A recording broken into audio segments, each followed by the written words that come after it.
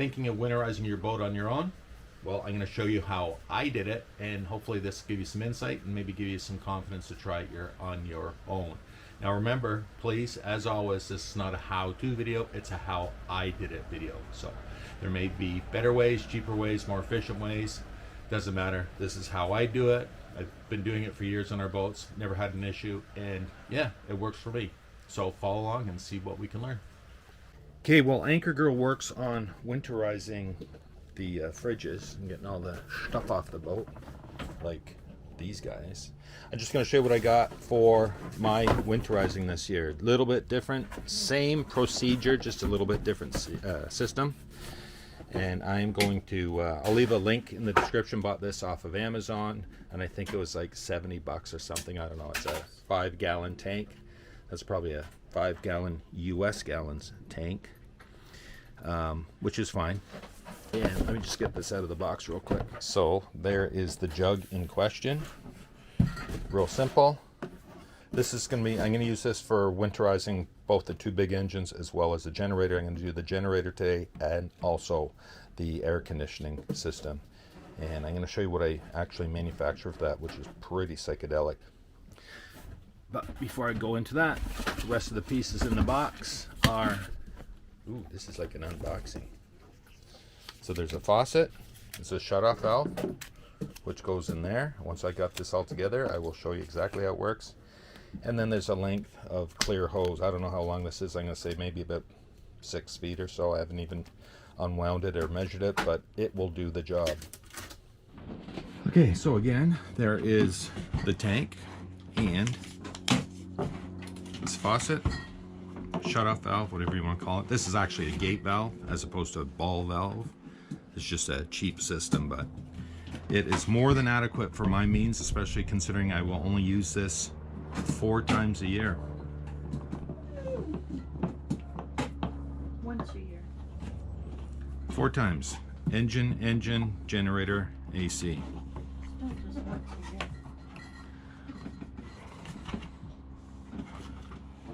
Okay, so once that's on, this whole dealy-doo comes out. Fill that with antifreeze, and then put that cap back on. Now there is, there's a little, I guess this is just like a vent. See, it's even sealed off. One could probably put a hose onto here and then introduce antifreeze that way. But again, for what I need, this will work just fantabulously. I'll fill it with antifreeze, make sure the valve is shut off, and then put the lid back on. Okay, now once this lid is on and I'm ready to go, then this hose just friction fit on there. I don't think this came with clamps, but I won't need a clamp because there's not going to be any pressure. It's not going to be like a pressure system, and that'll just feed down. And I like it that it is a clear hose, so then I can see the actual antifreeze feeding through. And once it gets to the other end, it's going to be on these psychedelic pieces that I made. Ooh, look at that. That'll just slide on there. Okay, I made these a couple weekends ago, and I'm going to show you. I got to just drill a couple more holes into them and show you where they're going to fit onto.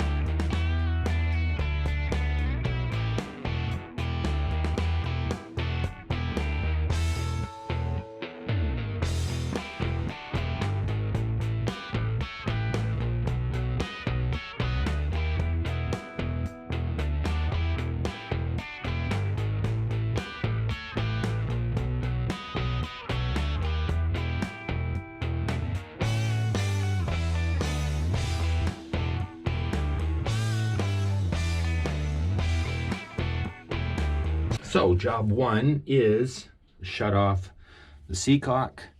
This is where the water comes in from the lake into the boat, and this is where the water is drawn into the generator. And then these two are for the big engines.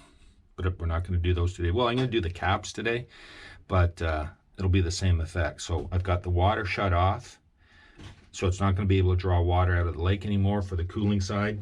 And then over here, that line goes over to this strainer here, right? So now if I open this lid, we're gonna have a little bit of spillage. Probably not too much, maybe just some water that would drain back from the generator itself, the water pump. And then you see that one just falls away. And this cap comes off. Whoops. A little bit of water, that's okay. Grab that gasket. Beautiful. Okay. Now, in case you missed it,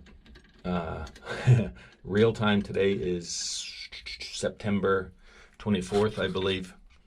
And yes, it's an early start for the winterizing. Oop, there goes the washer. Okay, so I got the washer and the nut, just a wing nut. Wing nut, not the guy doing the job, but the devices. So I will take these off. And while I'm at it, I'm just gonna pull that strainer out, see what it looks like.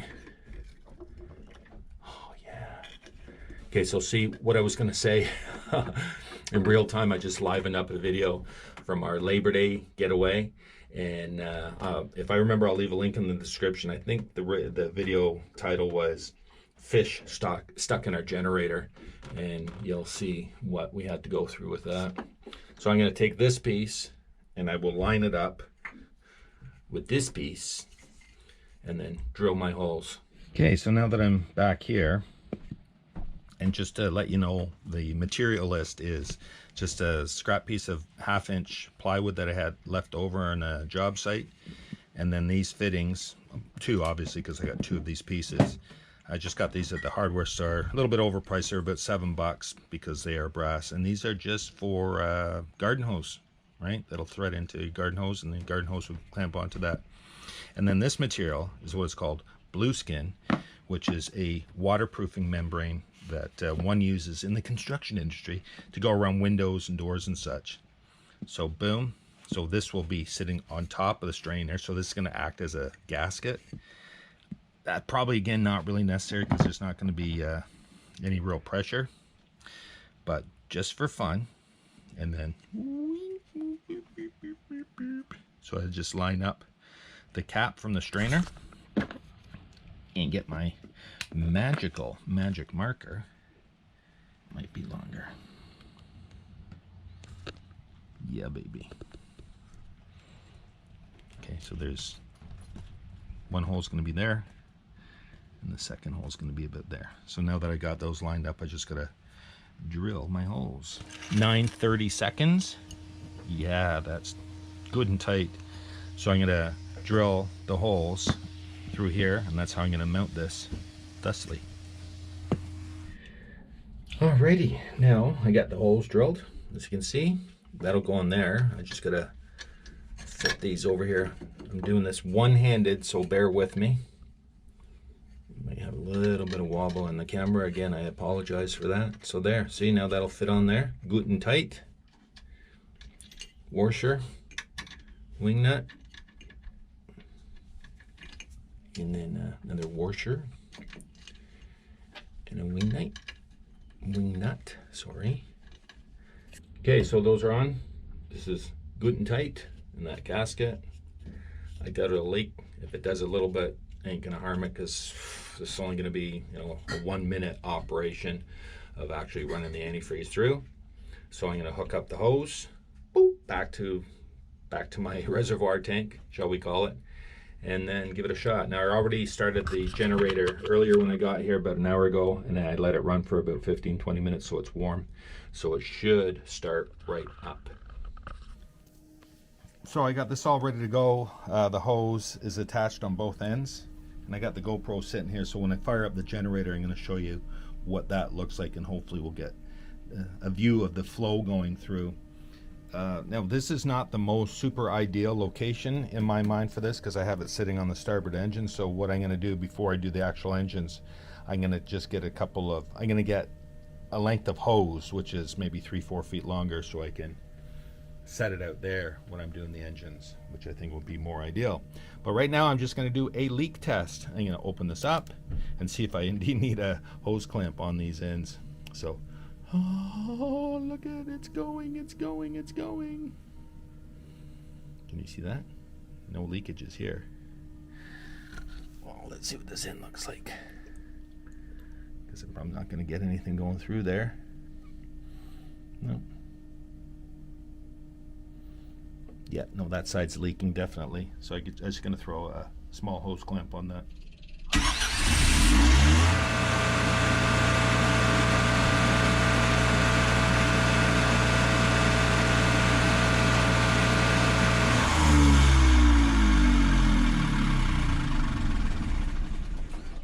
Thank you.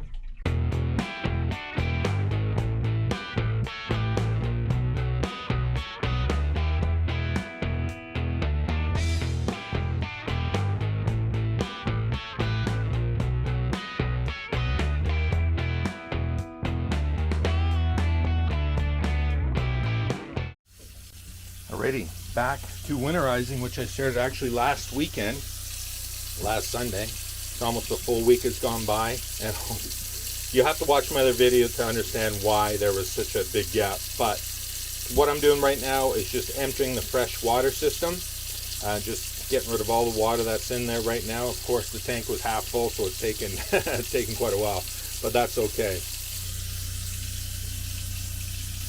Almost there.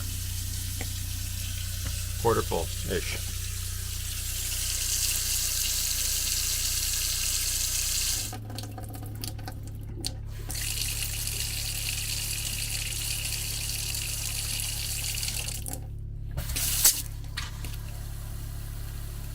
Okay, it's cold water line.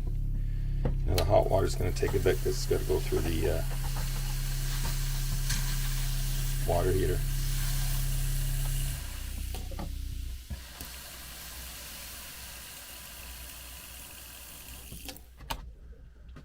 Okay, put the toilet pump back on because it had been off.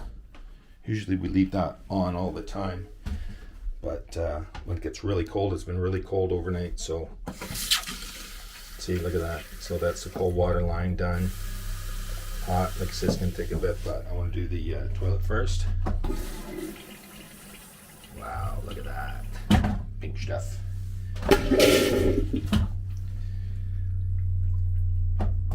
Lots of pink stuff going through the toilet.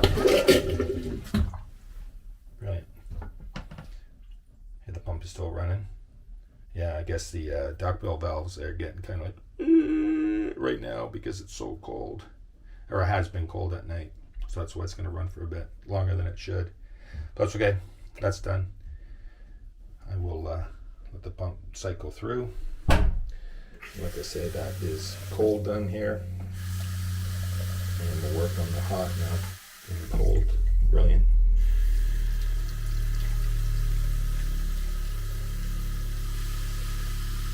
Hot side. There we go. And now we got this to do with the shower. And this is going to do two things. It's going to winterize the lines for the shower, as well as the sump, because that's where that drain is running down to. And I'll show you that in just a second. Awesome. Good. Shut that off so that's hot. And so I'm just going to hang this back up here so this line isn't all over the place. But over the off season, I will. I'm going to have this line down in there so it doesn't flail around. And so there's the sump that I was just telling you about. That is the shower sump. You saw me replacing the float switch on this earlier this season, and I'm going to have to replace it again because that one is it comes on but it doesn't want to shut off all the time. So I'm going to replace that and the pump at the same time. So look forward to that video coming up. Okay, that is it for the inside stuff. Now it's just this, which is just cold water only, so that should go pink almost immediately. Well, you know, as soon as the water gets back here. There we are. There. Done. Done. And the final piece of the puzzle is this shower on the transom, which we never used this year at all, so there should technically be pink stuff in here. Still from last year, because I don't think that I did anything with it. Hold on. Pinkinage. Switch it over to the hot. So that's it. Done. So water system is that shower head on the transom, which you just saw me do. This guy here, which is done. And then go inside, galley sink, which is a big one.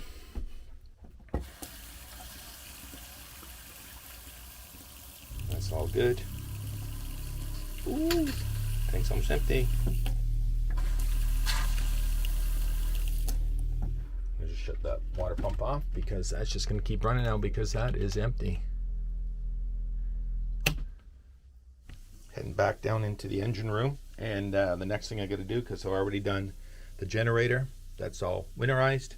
So next I'm going to do the air conditioning system. So what I got to do is real simple. Hold the camera still. Shut this valve off, which is the through hull for allowing water to come through, because again the air conditioning system runs off of just pulling water in, and it does its thing. So now that valve is closed, so no water is going to come in.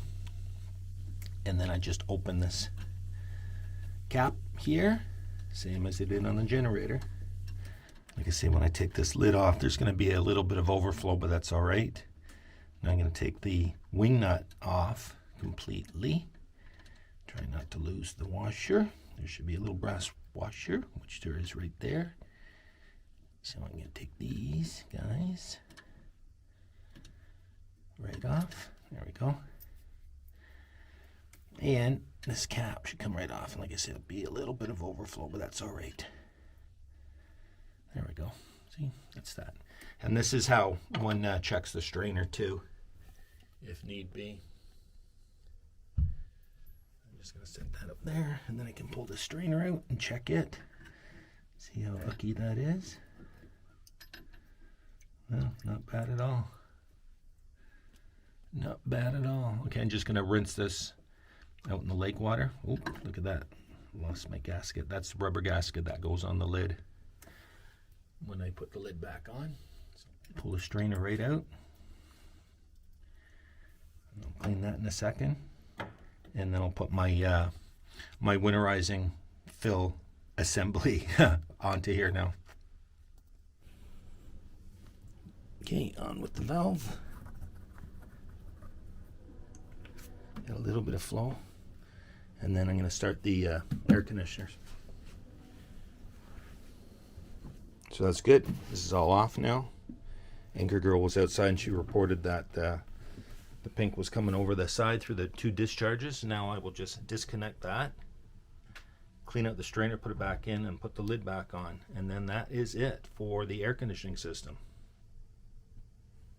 Easy peasy. So I put the strainer back in, put the cap back on, made sure it was seated there nicely, the way that gasket wanted to fit. But for now, I am going to leave that through hull seacock valve closed. And then once the boat is lifted in its winter slip, I will open that up so that the water that's in here can drain away, and just leave it open. Okay, that's it. So I've got the generator done, air conditioning done, water system, freshwater system, and the only thing that is left is the two main engines, but I'm not going to do that just yet until we get to where we're going. So stay tuned for that. So tell me, Paul, where are you going? Why are you leaving? What are you doing? Oh, stand by. It's gonna be fun.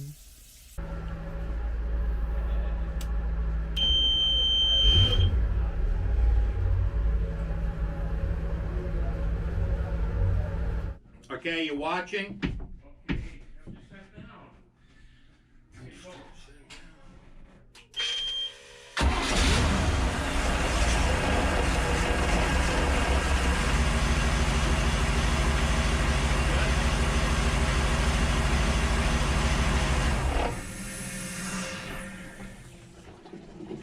Ta-da!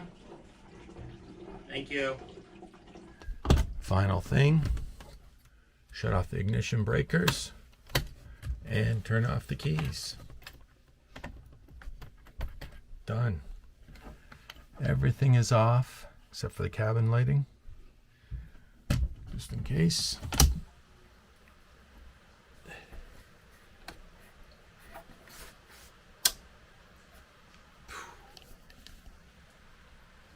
So from a dreary fall day, that's it for my winterizing. Really simple. If you ever want to do it yourself, maybe have somebody give you a hand, somebody who has experience in doing this. Before you start, just make sure you don't miss anything, because of course if you miss something like the engines or the generator engine, that'll cost you dearly. So, and if you don't have the confidence, most marinas can winterize engines, if nothing else, at a very, very reasonable price. But yeah, if you are limber enough to get down the engine room and to crawl around and pour some antifreeze here, there, and all over, it should be an easy job. So that's it for this one. As always, I hope you check down the playlist, look at the rest of my how I did it boating upgrades and repair videos, because there's over 100 right now, and there's going to be more coming as we carry on.